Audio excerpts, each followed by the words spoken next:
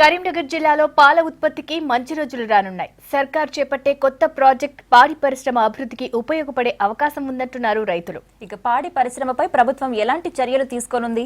జిల్లా రైతులు సర్కార్ నుంచి ఏం కోరుకుంటున్నారు? Watch the story.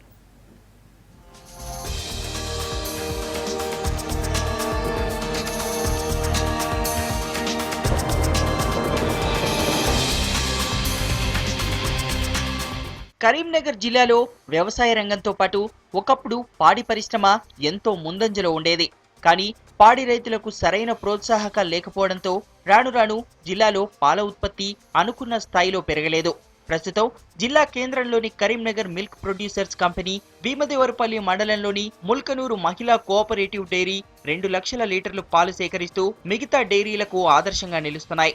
ఈ 2 డైరీల స్ఫూర్తితో జిల్లాలో పాడి పరిశ్రమకు పునర్వైభవం తీసుకొచ్చేందుకు వీలుగా రాష్ట్ర ప్రభుత్వం ఏకంగా 641.91 కోట్ల రూపాయలను కేటాయించింది. ఈ మొత్తాన్ని పాడి పరిశ్రమ అభివృద్ధికి వినియోగించనున్నారు.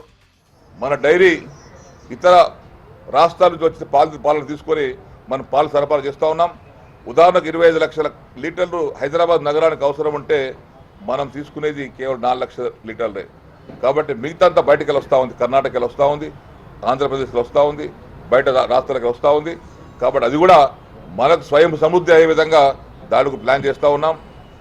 75% రైతులు, ప్రజలలో 75% రైతులే ఉన్నారు. కాబట్టి వారికి అందరికీ మేము అండగా ఉండి, మా శాసనసభ్యులు కానీ మా ముఖ్యమంత్రి గారు అయితే ప్రధానంగా ప్రత్యేకంగా వ్యవసాయ శాఖ అంటే ఆయనకు ఒక ప్రత్యేకమైనటువంటి ఆసక్తి ఉంది.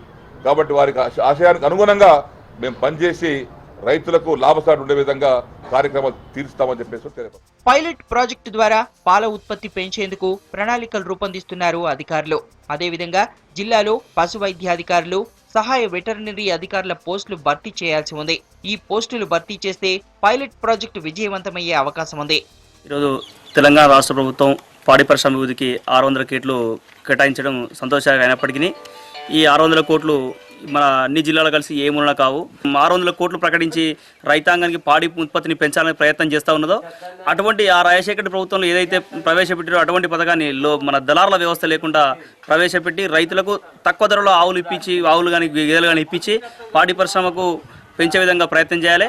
అదేవిధంగా ఈరోజు ఎంత పాడి పరిశ్రమ పెరుగుతూ ఉన్నదో ఆ పాడి పరిశ్రమ తగ్గట్టు కూడా డాక్టర్లకు సంబంధించి వాటిని మన పశు వైద్యశాలను కూడా వెంటనే ఎక్కువ పెంచేటువంటి ప్రయత్నం చేయాలి. రాష్ట్ర ప్రభుత్వం ఇటీవల విజయ డైరీ రైతులకు లీటర్కు 4 రూపాయలు బోనస్ గా ప్రకటించగా జిల్లా రైతులకు మాత్రం ఆ ప్రయోజనం అందకుండా పోయింది.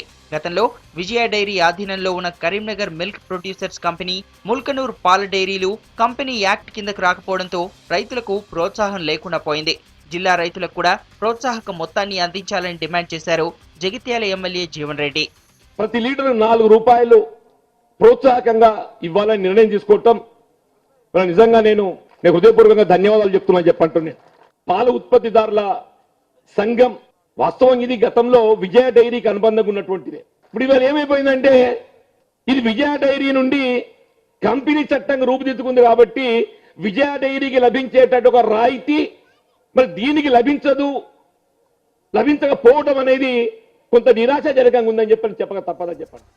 మరోవైపు జిల్లాలో కల్తీ పాల వ్యాపారం కూడా జోరుగా సాగుతోంది. పాల నాణ్యతను నిర్ధారించే ప్రత్యేక విభాగం జిల్లాలో లేకపోవడంతో ఆందోళన కలిగిస్తోంది. పాలల్లో కలుషిత నీరు, గంజి పౌడర్ లాంటి ప్రమాదకర పదార్థాలు కలిపినా కనిపెట్టే వ్యవస్థ లేకుండా పోయింది. దీనిపైన దృష్టి పెట్టనున్నారు అధికారులు.